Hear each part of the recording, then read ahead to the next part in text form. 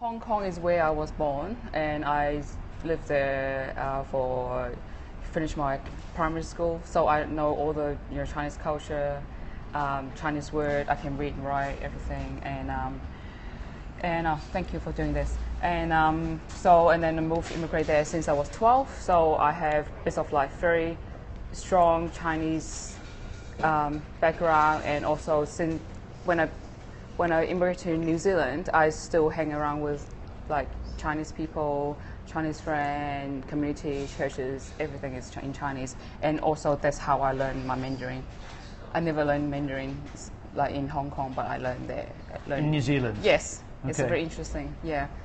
Yeah, so actually my Mandarin is better than my English. Okay. Yeah, it's a bonus though.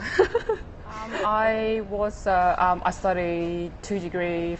My first degree is maths and Bachelor of Science, and then I start working as a just office job, office lady, doing all the like account, admin, being payroll, and then become a buyer, and then just kind of like I couldn't find my satisfaction at work. So, and then and I loved music. I was like part-time private music teacher, piano teacher, and then I was like been playing music since I was 7. My friend Tim, I got to know him through gym, and he was organizing the bodybuilding show for the gym, and then so he said, oh, why don't you try it? And then okay, and I start like training with him, and then he actually like bring me into the competition. So, and I learned a lot from him. And then I've been competing. My first comp, I came first. Novice IBB novice figure short class, and then also competing in another federation called Neighbor, and then I became second that one, and then also like keep competing because I mean once you win, you want to like exceed yourself and want to see how far you can go, and then I just keep competing. I qualified that for the Arnold Classic Melbourne last year, the year before actually, last year, yes. And then I was trying to work up to that, and then I won the overall, and then I compete again, and then I lost that time, and then I said, oh, what's happening, and then I thought I was the leanest, I should be able to win, and then the winning thing actually made me depressed because my focus was wrong by just wanting to win instead of wanting to have a better physique or work on myself and not to competing to others. Okay, break that down. So what's the difference then between wanting to have a better physique and then wanting to win? How do you quantify that for women as well who are not lifting? Because we're jumping up into a topic that okay, a level all right, of yes, all we need right. to bring it down a bit. At least you to your question. The focus is wrong. If you want, lots of people they want to compete is a different reason, because they want to promote their the product or become a trainer, like to train people so they compete and show people, or I can do it, and all the things. And so that point, I was just wanting to win, and then I thought, I have this body, I work hard, and I should be able to win it. And that winning thing actually made me lose, and that's why I lost, and I got depressed. And then throughout the time, I didn't know anything about using steroids and stuff. I was like just natural bodybuilding and just using like protein powder or L-glutamine BCA, all the normal supplement I've been using, and that's what my diet and my training and just like cardio every day and training every day. That's my only thing to do it. And then I try like fat burner and all that as well. And then up to a point, because I'm qualified for overseas competition, so and people start like other people trainer will say, oh well, then if you want to compete over there, they are you can be like looking good, but if you don't using drugs, like using stuff, then you would able to win. And that's the time I was thinking, oh, do I need to really use it? You know, and it's a struggle. Like my faith, I believe in God, and like people will kind of like, you know, well, then this is against what the purpose of the sport.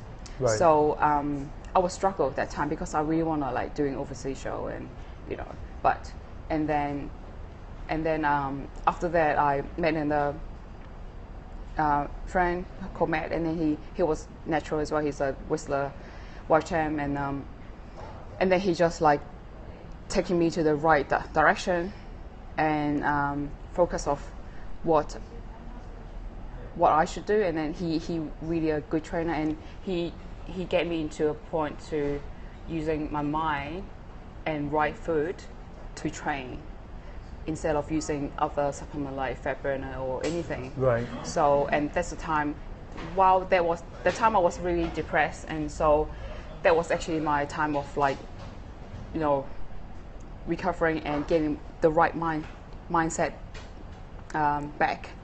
And I was attracted by your Hall of Shame. Oh yeah. And so we're going to talk about so cool, that one. natural bodybuilding and then people who are taking drugs. They actually like, are those people who are being shamed? Those are actually people who were under the INBA Federation? Yeah, whoever who compete in INBA, which is a natural bodybuilding, international natural bodybuilding federation, the biggest one in the world. So they know joining that it's all about natural bodybuilding. Yes, so all the competitors are required to be natural. We sign the agreement saying we don't use any drugs, and then we will sign for if after the test, if you test you're positive, then you have to pay for the test. Also, you will not able to compete in the federation for lifetime. Right. Because we are promoting natural, and we are supporting that, so we are very strict on that as well. So at the Hall of Shame, people they win, and then they drug tested, and then positive, and then sorry, you know, and then we. I wonder if people coming into the chat had a view in mind that they would be watching somebody who's like ripped to the nine hells, and instead that's not the case, is it? Clearly, you're not, because they think of a woman, when they think of female bodybuilding, they think of someone who's like, oh, she looks like a man. Yeah, those are the people that using using the drugs. Yes. Yeah. But there is that perception now that, and we're going to talk about. I'm jumping ahead, but we're going to talk about like the gender issues and gender perceptions. But when they think of a female bodybuilder, in fact, a lot of women that I've met, and I say, oh, you should go to the gym and lift some weights, and because I've seen like they just do cardio and like they're already like size 8 or something, and they always say, I don't want to get big. Yeah. And it's like, how long have you been training? 4 years. I've been competing 4 years. I don't look big at all. No. But people coming into the chat might think, oh, I might be seeing a big hench woman. Yeah. That's not the case, especially with doing it naturally. Yes. Right. It takes more than a decade to build that. Right. Yeah. So nothing to worry about then. No, not at all. I can show you my arms, and you know, actually, I look normal. You see, like no one can see I'm like diabetic. I'm not. And especially you trim down, and then you can't able to build muscle that time. So, yeah. So those are the people they have to use heavily drugs to be able to get to that point. So don't worry about that, everyone, girls. Yeah, you won't able to get big muscle at all. Yeah, but you will get toned if you just train properly and right. Right. Yeah. Okay. So there we go. Don't worry about it. Crack it. But I do find though that when you go to the gym, it is, how many hours a day do you work out?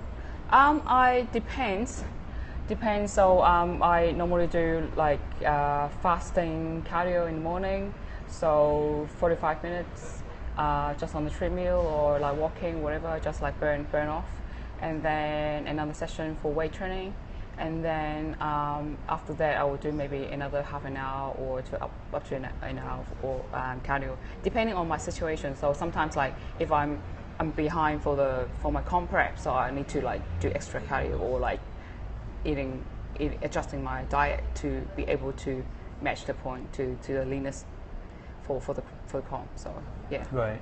And you said you've been training for like 4 years. I've been competing for 4 years now. Right, but before competing? Before that, like I've been like going to gym, doing classes since I was like going to uni.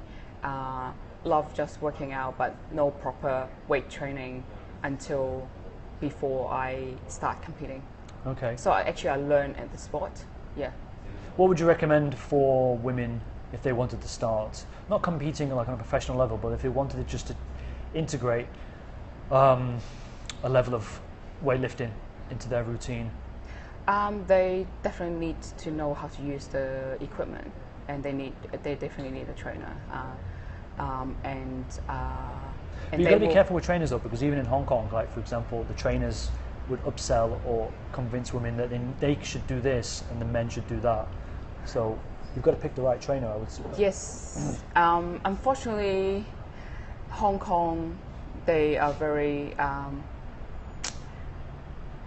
sales orientated. Yes, and actually that really put me kind of like, I feel like they want to sell more than they will train you definitely, but they want the sales as well, and it's a bit sad. Like in New Zealand, you don't need to pay a fortune to get a trainer, but here you need to.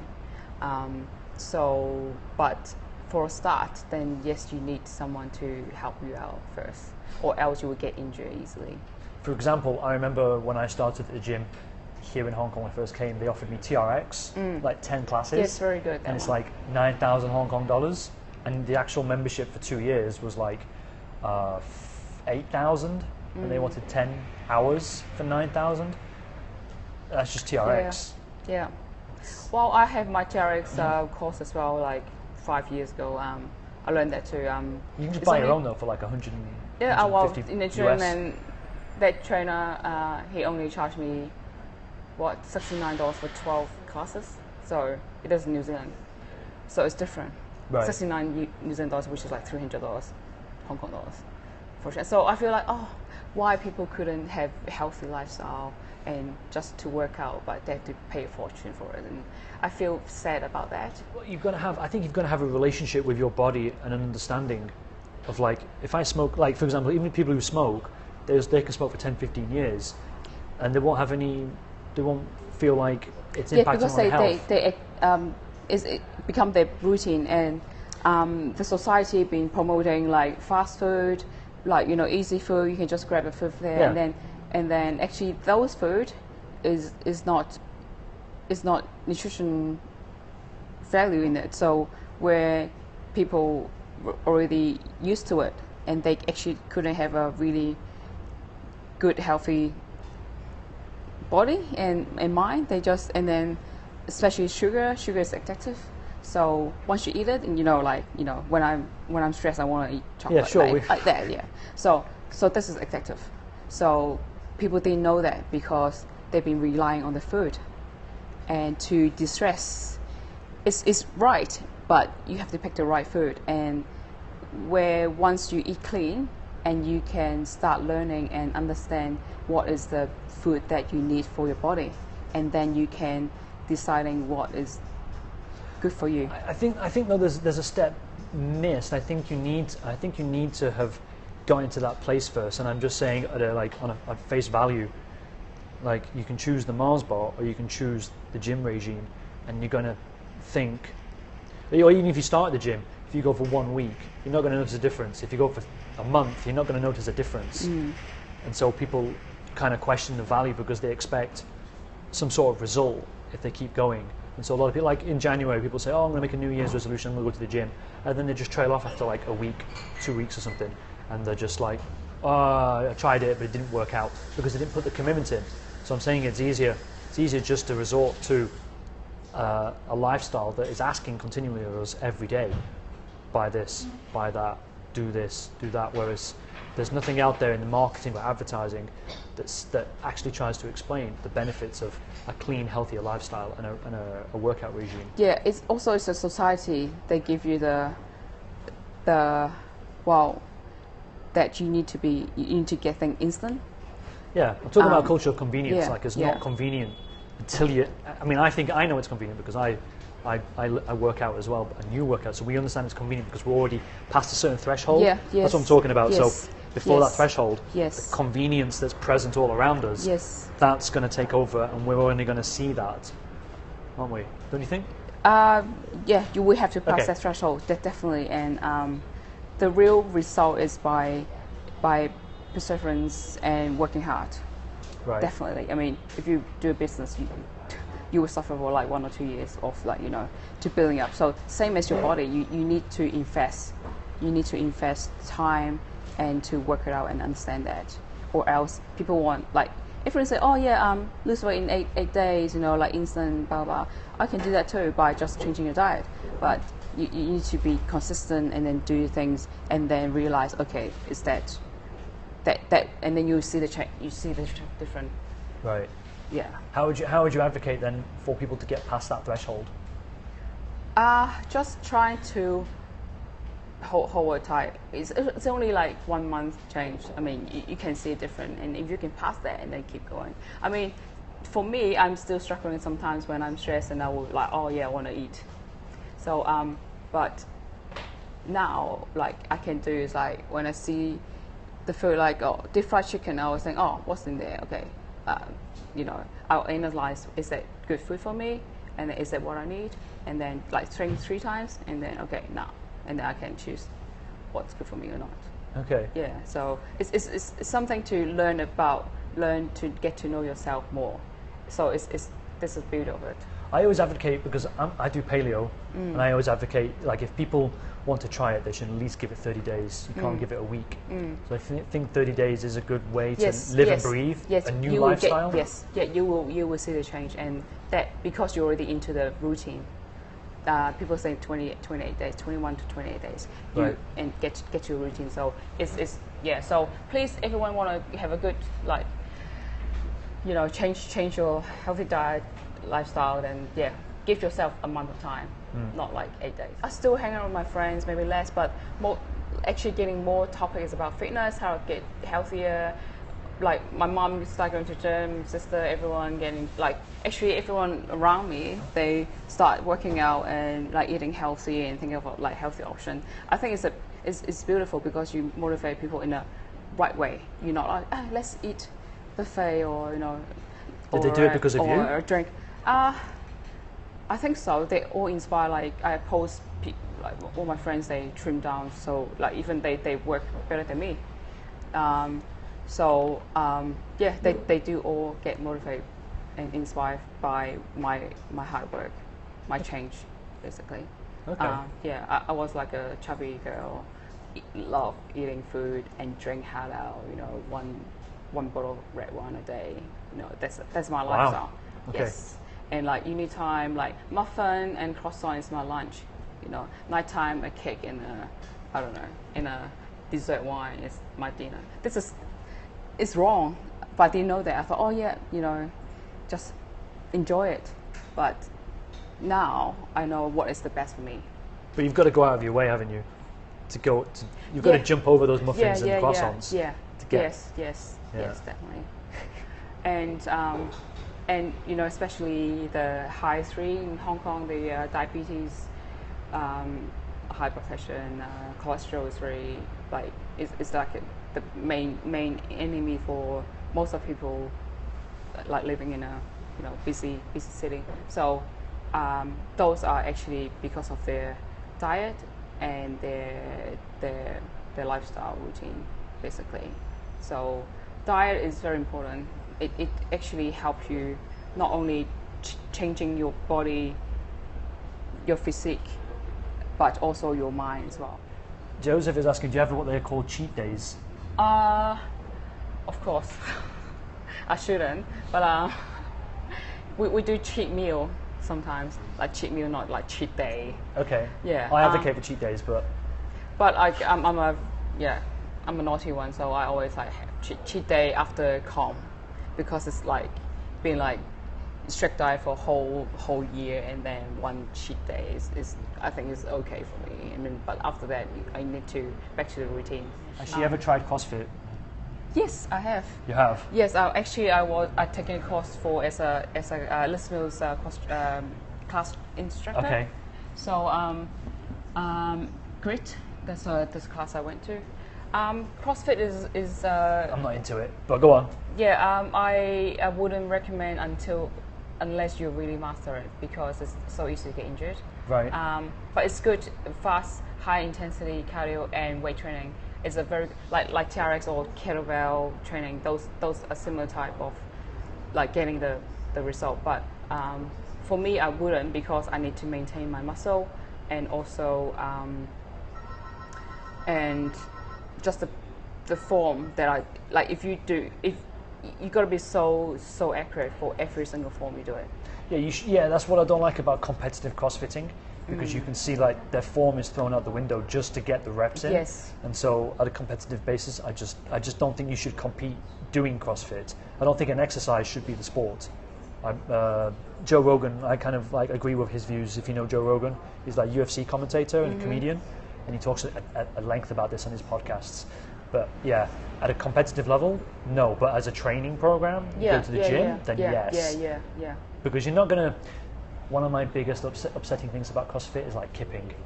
I can't stand it when I see people kipping and they say, oh, I can do like 60 in a minute. It's like, well, you're not really doing a pull-up, because a pull-up involves pulling up. You're just jumping and using momentum. Yeah, momentum, yeah. It's good for as a workout and, burning fat, but very careful is you're doing the right form, and it's not trying to compete with others. The people around you is to motivate you to do it together, but not competing each other. It's like, oh, I can do more than you now. No, don't do it. It's just, sports is about being healthy and, getting fit. Is not getting injured. My routine is high rep because it's 8 workouts to my comp. So I do high reps, maybe about 15 to 20 or even to failure. Sometimes I do my leg press. I do like 100 reps. Yes. So what are the weights involved? Yeah, weights are about 120 kilogram for leg press. So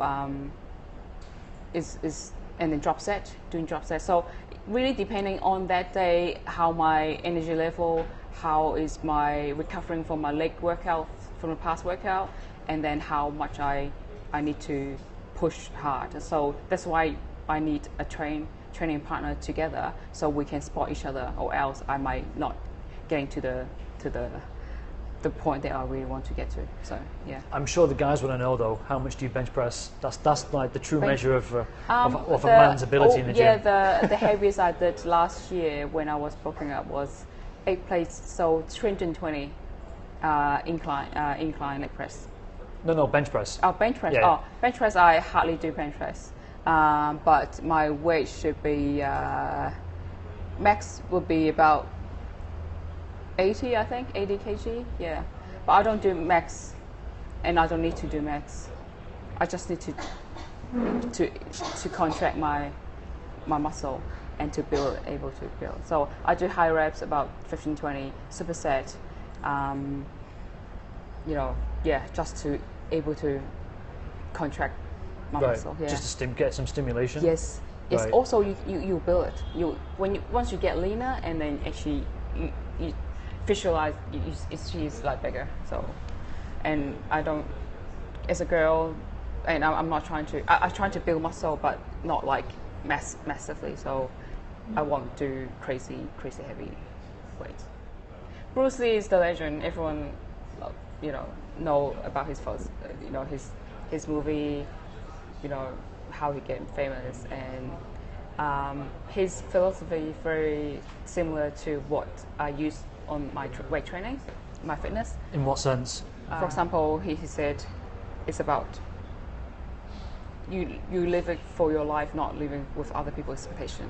And so say that again. So I don't live with your other people's expectation, and I don't expect you to live with my expectations as well. So it's more about being the leader, being who you want to be, and to do what you want. Yeah, you're defining yourself. Yes, right. More not than to be being, defined by others. Yes, and not being the follower, and being the leader of who you are. And also he say like, you know, you don't find you find the opportunity from the difficulty, not from the difficulty not find the difficulty from the opportunity. So this is my motto as well. Okay. I always question people saying, okay, why you can't do this? Why can't you do this? And then you keep thinking outside the box. And also self-image, especially in Hong Kong, Asian country, they're all about branding, like see what you wear. Okay, yeah, they judge you if you're not wearing Giorgio Armani. Okay, so they will judge you as you're low class, or judge you by your look, judge you by your appearance basically. And also always they comparing you, criticizing you being fat. I always people saying that I'm fat. What, even now? My aunt still saying, "Oh, your legs is so big, like an elephant."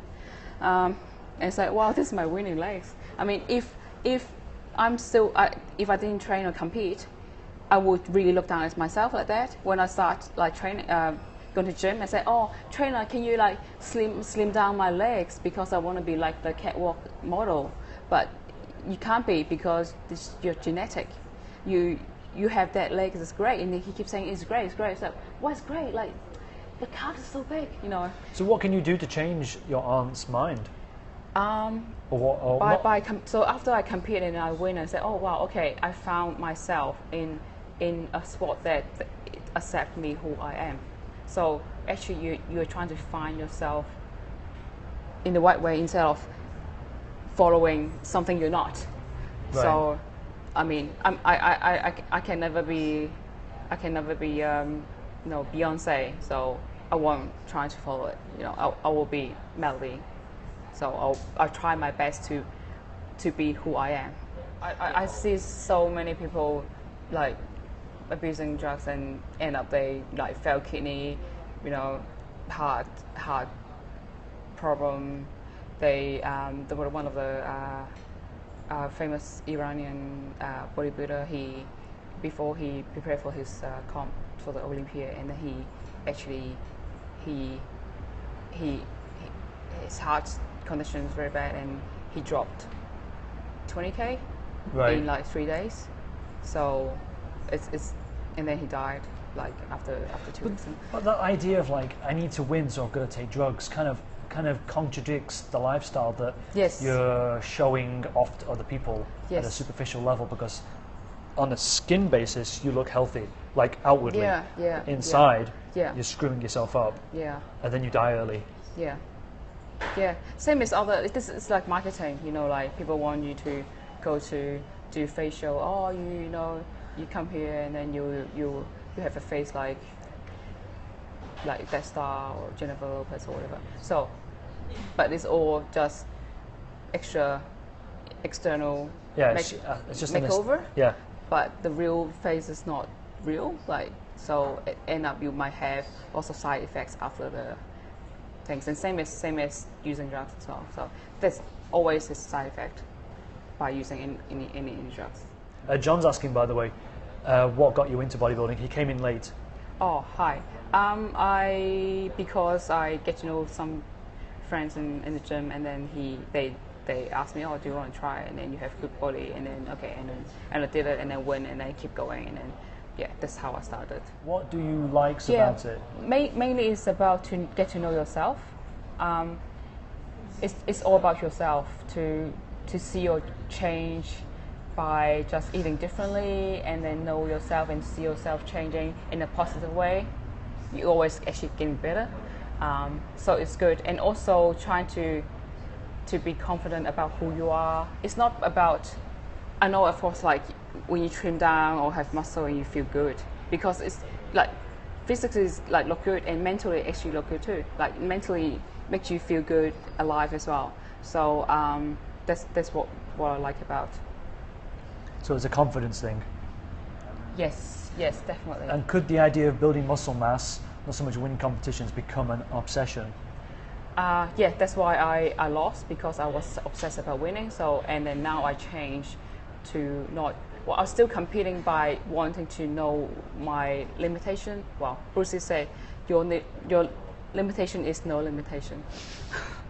So I'm trying to like just keep going and see how far I can go. And it's not about competing with other, like against other. It's competing who the better of yourself. I think we have to be careful with that last comment when you said obsession. I just picked up on it. Obsession, passion. I think there's a fine line there, and obsession has a negative connotation, whereas passion, like Roger Federer, he's passionate about tennis, but he has to be obsessed in order to perform at that level. You have to have a bit of both.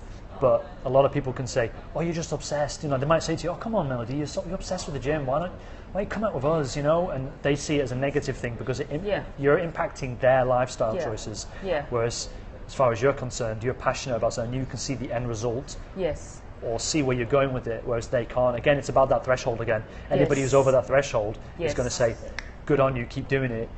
Can I come to the gym with you maybe?" Others are just going to try and hold you back. Yeah. So we have to be careful with obsession versus passion. Yes. It's just your attitude and thinking.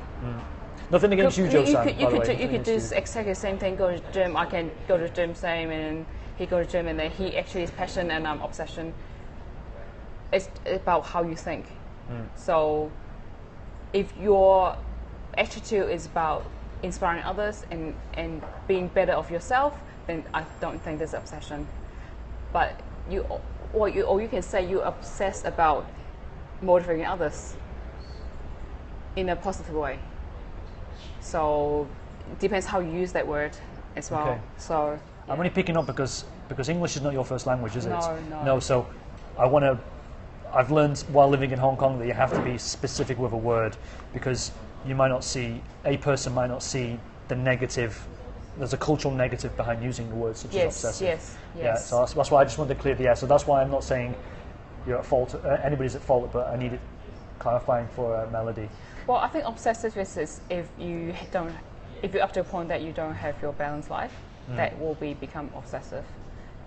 For example, playing TV games like 5 hours a day, or watching TV program series for 3 days without eating, just like people were like doing this. I think this is obsessive. But at the same time, could that be turned into something positive? So I think balanced life is a point. So if you want like go to the gym and then don't have proper diet or using too much of, if you do something to harm yourself and you couldn't perform you couldn't stop doing it.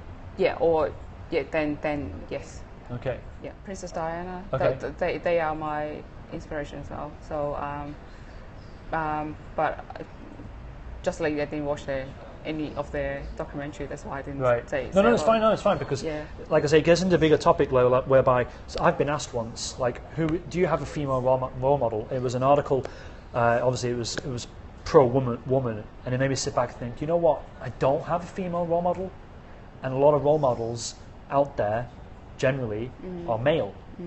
So I look back and just preparing this little bit for you, I was thinking, okay, what kind of role model was I aware of as a child? And there's only one I remember as a child, and it isn't for me, but I recognized her as a female role model, and that was Michelle Nichols, she was on Star Trek. She was the black lady with the communications on the Starship Enterprise, Captain Kirk, and I could see, that definitely, understandably, is a role model for black women, but that's not my role model.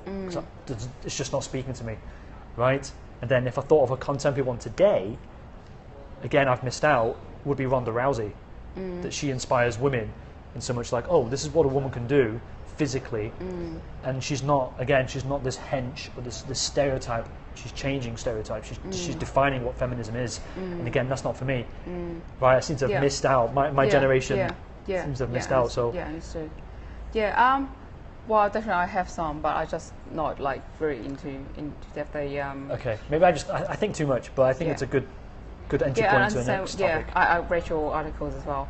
Okay. I think it's a community, the culture that they're all mostly. Gloria Steinem's is Max's role model. Cool. I'll read about her then. Yeah. So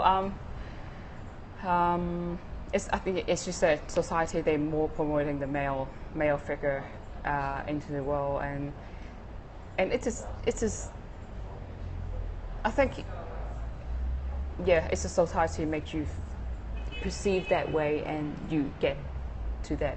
It's funny. I went to Cebu, and there's a quote in the toilet, and they said, "Men are self-confident because they grow up identify with superheroes.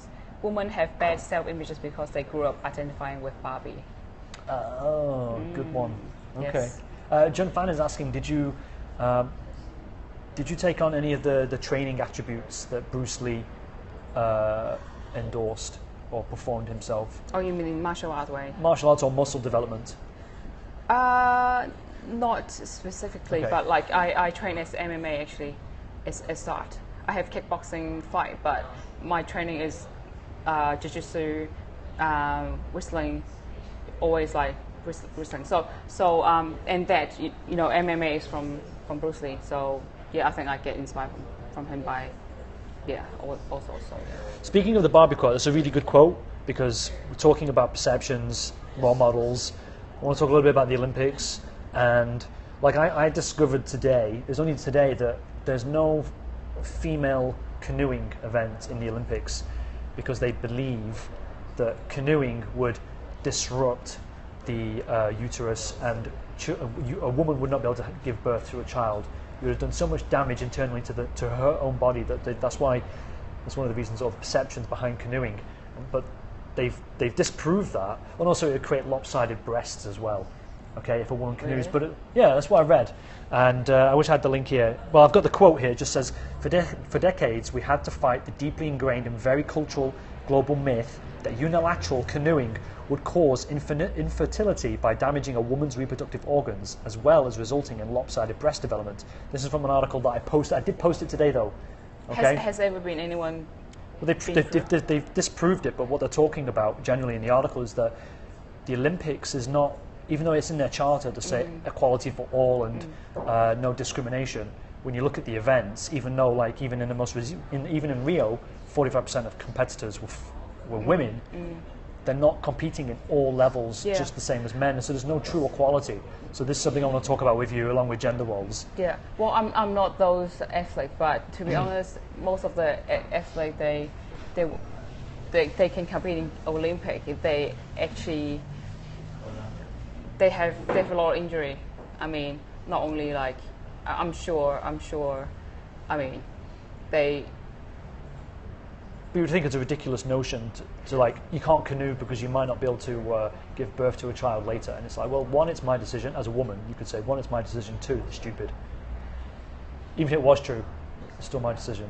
I'm sure the athlete will decide for themselves. Well, they should, yeah. Yes.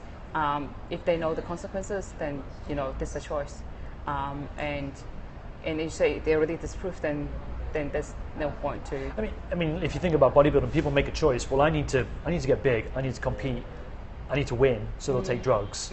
Okay, and so the women will literally change their bodies. Yes. But here they're being told you can't because of this, but they don't get to choose.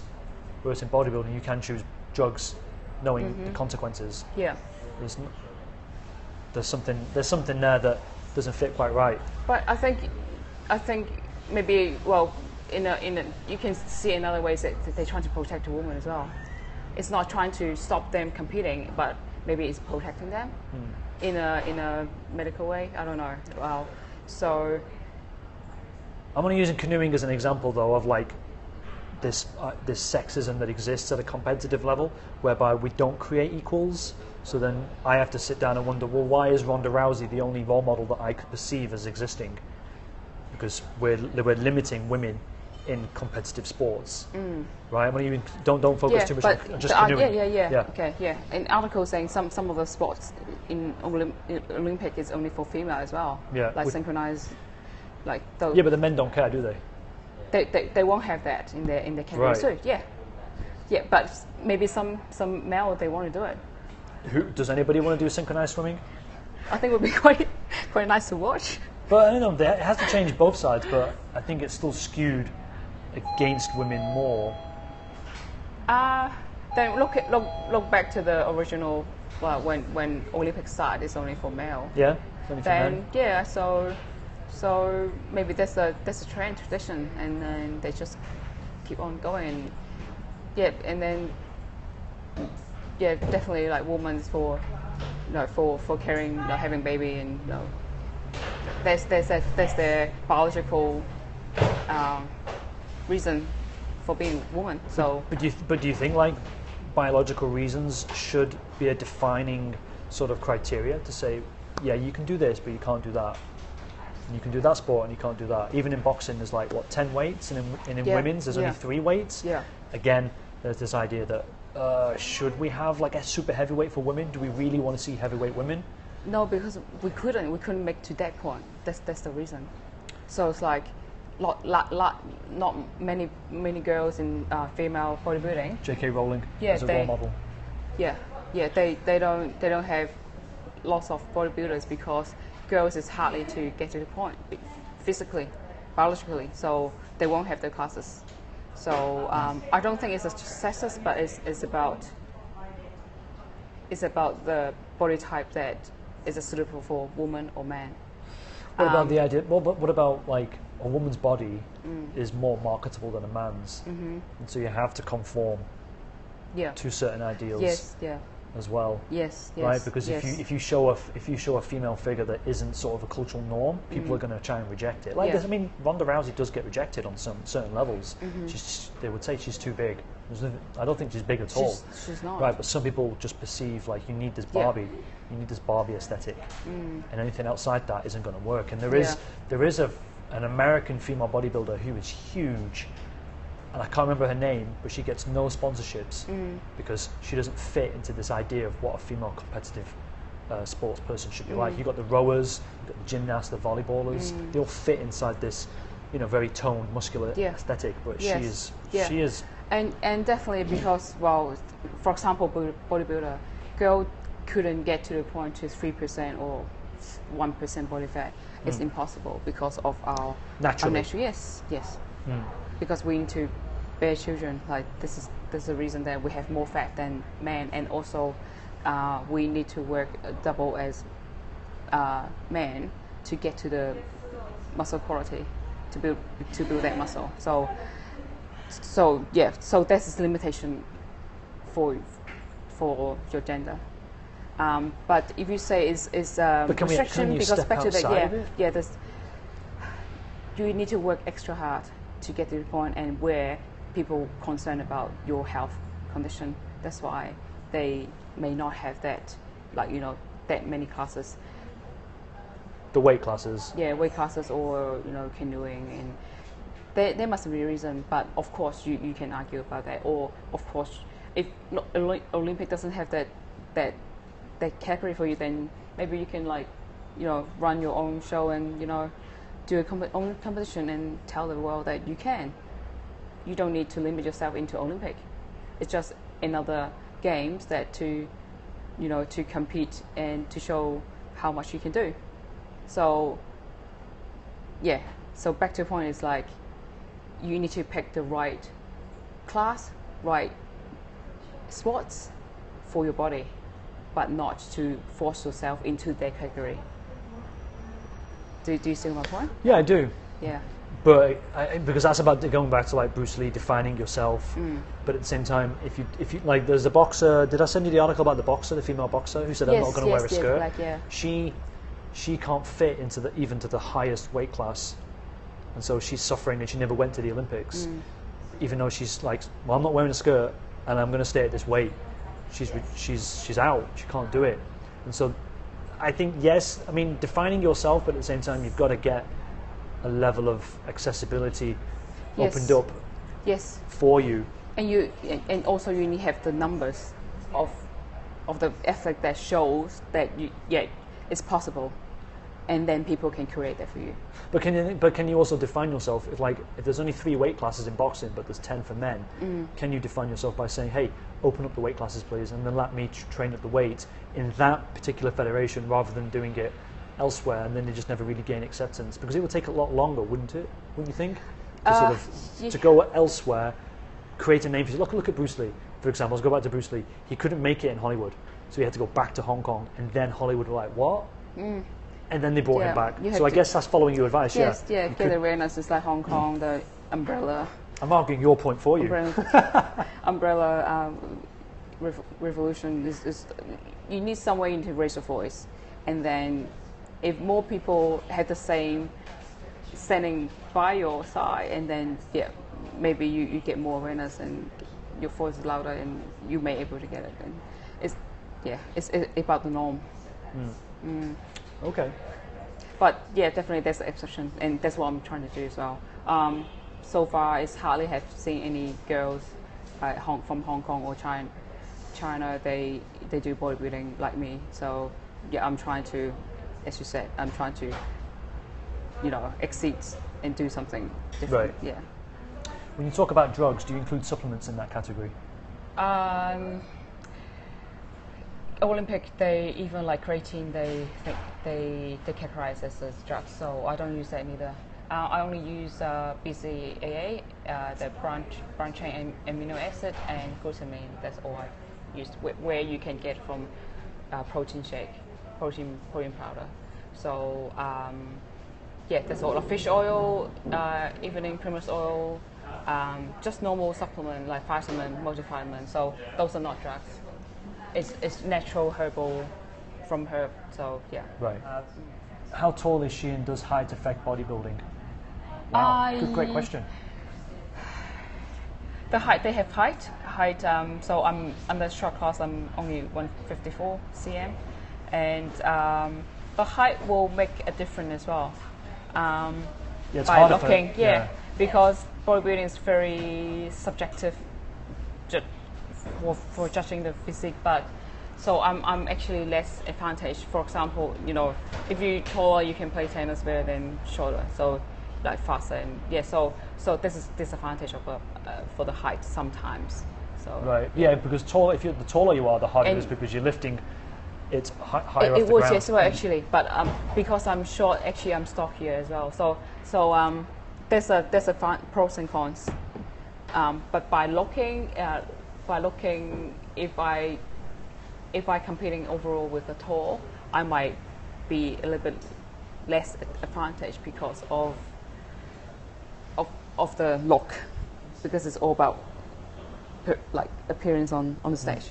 How do you measure then against someone like yourself who's stocky versus someone who's taller? And if you win or lose versus someone who's taller, but they're in the same weight class, how do you weigh that up? How do they adjudicate that kind of thing? Well, this is this is actually it's a judge decision, and they should judge by the proportion of your physique, by the triangle, and also the leanness. So definitely you have space to work on your own body shape. Right, so they're not comparing you per se against another person. Of course, like when you visualize it, when you see it, you know definitely if the bigger one is bigger is better. But if I am leaner, my shape is better. Of course, they will pick the better shape one. Judging by muscle definition. Yes, definitely. So lower your body fat is better body shape you are on stage. How much body fat are you?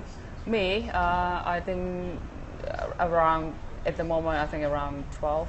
12%. But I need to get down to at least like 7% to go on the stage. So I still have about 5% to drop off. Okay. Yeah. There is one thing that I don't like about showcasing, the body once it's on stage. It's like you have this beautiful natural body, especially if you're a natural bodybuilder, but then you rub the oil, the suntan oil, to get out the definition, right?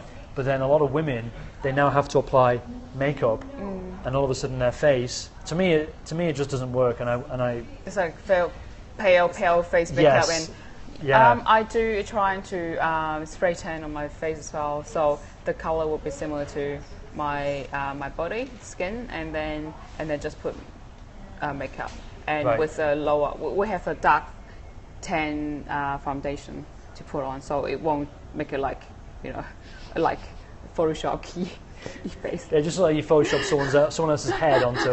Yeah, that's body. I do a very dark one too. So Okay. yeah.